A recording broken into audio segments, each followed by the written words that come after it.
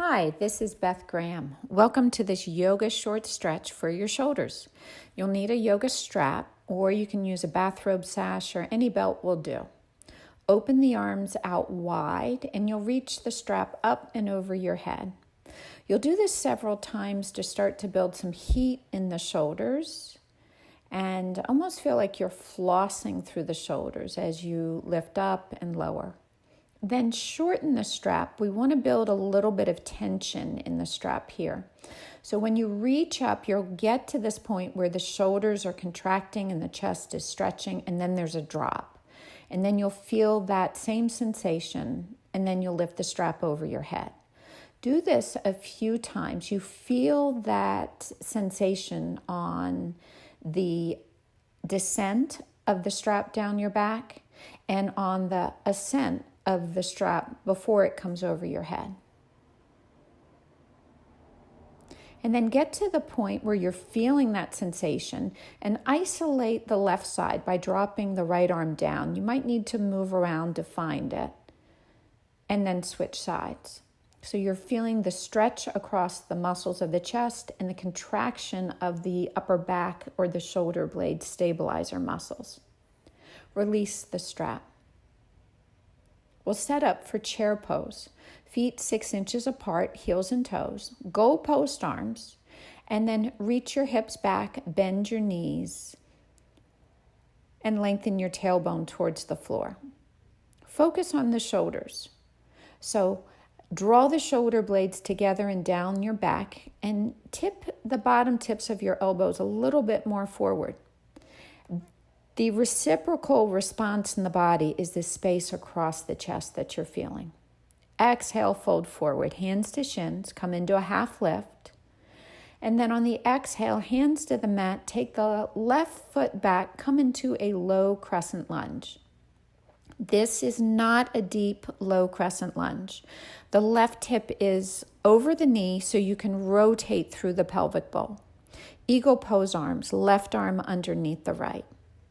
So with the rotation of the pelvic bowl, you isolate the core and then lift your elbows and press your forearms to the front of the room so you feel a space across your upper back. Both sides of your neck are soft. And then come into goalpost arms. This is an opposite sensation. You're now contracting the upper shoulder blades and drawing them down your back. So again, tilt the elbows forward. Hands down to the mat. Step your back leg forward. Bring your hands to your shins. Inhale. Exhale, you'll fold and take the right leg back, returning to your low crescent lunge. So if the habit is to bring the right leg too far back, bring it forward.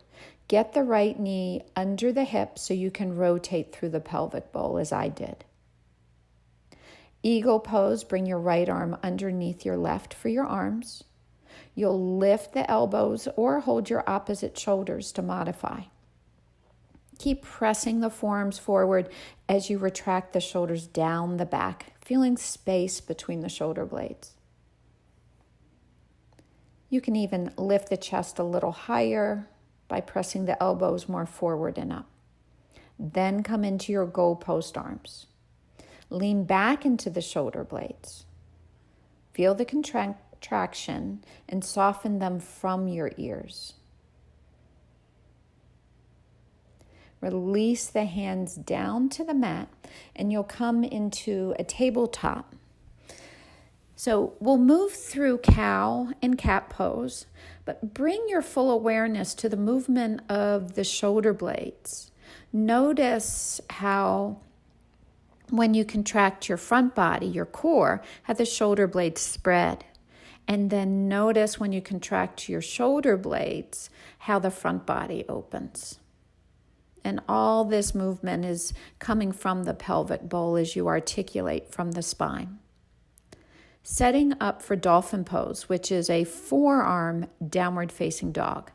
Elbows directly under shoulders, take a look, and then bring your palms to touch.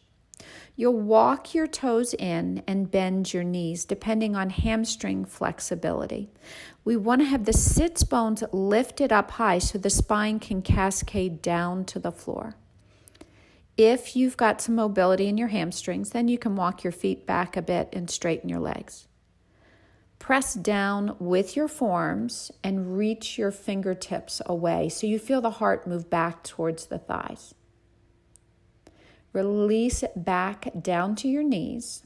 We want to have the same sensation in the shoulders in down dog. So turn the hands out slightly, curl the toes under, and lift your hips to down dog. So even bringing the webbing of thumb and pointer finger towards 12 noon. As you press down through your palms, hug your outer armpits towards each other to broaden the upper back. Stabilize the shoulders. So if you're hunched forward because of your hamstrings, bend your knees. Bring your ribs to your thighs so the sits bones can be light and the spine can descend. We want the shoulder blades flat on the back with the core engaged, lifting through the sits bones, and then pressing through big toe mound and outer heel. Come up high on your tippy toes. Step your feet forward to the top of the mat. Hands to shins, inhale. Exhale, fold. Next inhale, reverse swan dive, reach up high. Exhale, hands to your heart. Step out wide to face the long edge of the mat. Your ankles are under your wrists, and we'll come into warrior two on the right. I'm mirroring you. Turn your right toes out, lift your left heel, send it to the back of the mat, and then bring your left hand behind your back. This is so you can feel the left shoulder blade draw down and into the midline.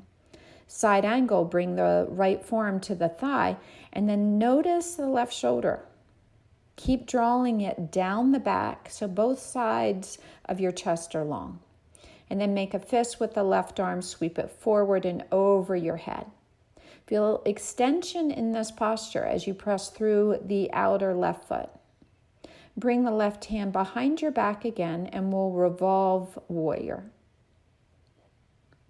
Reaching the right arm up and over your head, continue to feel the retraction of the left shoulder moving into your midline. Make your way out of the posture, turn the feet to center, and then turn to the left. Left toes out, right heel to the back of the mat. Right hand behind your back. This is also a nice tool to remind you to bring a little bit more length to the low back and engagement of the core as you pull your hip points up. Bring the left forearm down to the thigh. Draw the right shoulder blade down your back and into the midline. Space across the chest. Make a fist with your right hand. Sweep it up and over your head. Then open the palm. Again, feel extension on both sides of the waist. And if your body allows, you can bring your left forearm or left fingers down to the floor. Slowly make your way back to your warrior two. Bring your right hand behind your back and then revolve your warrior.